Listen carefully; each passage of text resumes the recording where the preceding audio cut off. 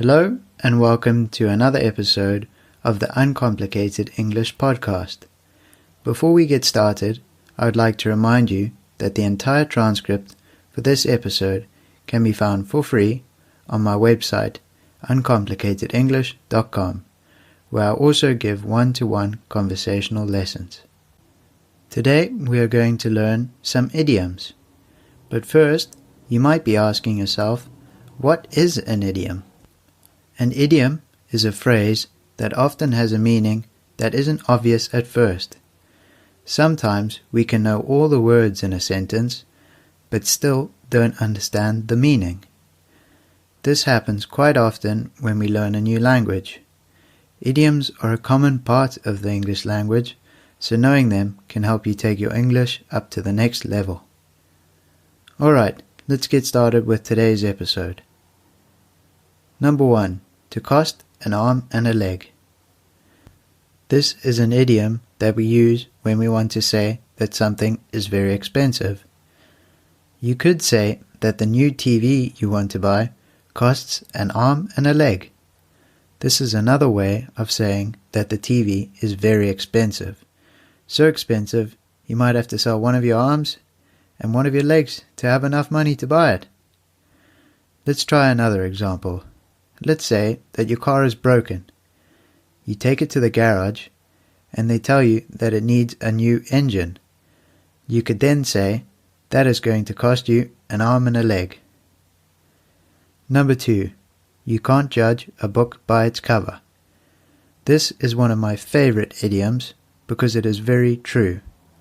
This idiom tells us to not judge something or someone by how they look.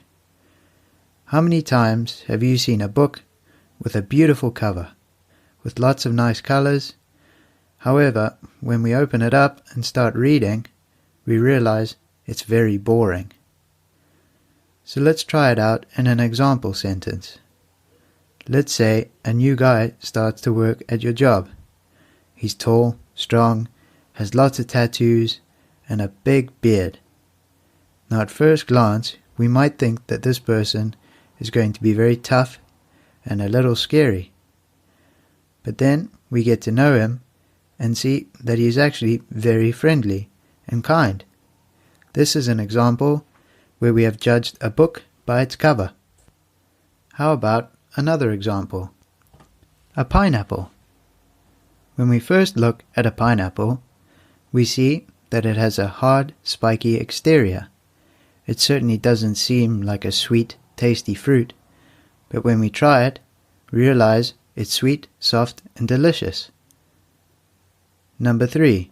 The best thing since sliced bread. This is another very common idiom. It means that something is great. For a long time, people used to buy entire loaves of bread that weren't cut up, but in 1921, a company started selling loaves of bread that had been cut up into slices. This might seem like a small thing, but a lot of people were very happy that they no longer had to cut up the loaf by themselves. However, this idiom can be used in a different way as well. Let's take this sentence for example. Kevin is so arrogant, he thinks he's the best thing since sliced bread. So what does this mean? Kevin is so arrogant, he thinks he is so great and amazing that he is the best thing in the world since sliced bread was created. Number 4. Don't count your chickens before they hatch. Quite often this expression is used to tell someone to not expect too much of something. We should not make plans or count on something good happening before it actually happens. So for example, I could say, I'm sure my boss is going to give me a pay rise next month. So, I'm going to buy a new car today. A friend of mine could then tell me to not count my chickens before they hatch. He is telling me that I should rather wait until my boss has given me the pay rise before I go out and spend a lot of money. It could turn out that I buy a nice new car and then I don't get the pay rise. That would be a big problem. Number 5. To kill 2 birds with one stone.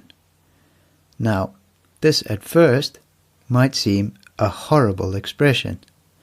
This expression means that we can get two things done at once. We can get them done at the same time. So let's use an example. If we are going to London for the meeting, then we might as well visit Grandma and kill two birds with one stone. Now this doesn't mean that we want to go to London and kill Grandma. It just means that we are going to be in London, and Grandma lives in London, so whilst we are there, close to her, we might as well go and see her. Number 6. There's method to my madness. This is another idiom that at first might seem a little strange. It actually comes from the famous playwright William Shakespeare and his play Hamlet. When someone says that there is a method to their madness, what they mean is that although what they are doing and how they are doing it might look very odd and senseless, it actually has a purpose. Let's see an example sentence. Let's say that we are watching a man paint.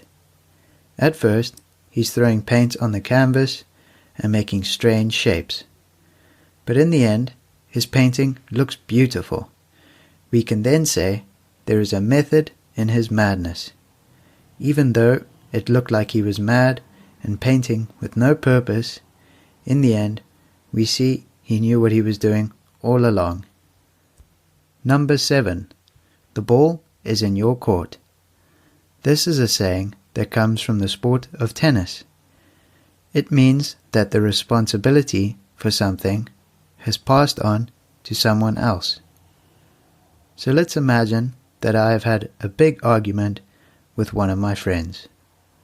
I then apologize to him and say that I'm sorry and that I want us to be friends again. I can then say the ball is in his court now. It is now his responsibility to decide if he wants to accept my apology and to be friends with me again. So, if we think of it as a game of tennis, I have hit the ball into his court, and now he can decide whether he wants to hit the ball back to me and be friends, or if he wants, he can decide to not hit the ball back and not accept my apology. Well, that's all for today. Thank you very much for listening to this podcast. I hope you've enjoyed it and found it useful. As always, I'd like to remind you all that the full transcript for this episode can be found for free on my website uncomplicatedenglish.com, where I also offer one-to-one conversational English lessons.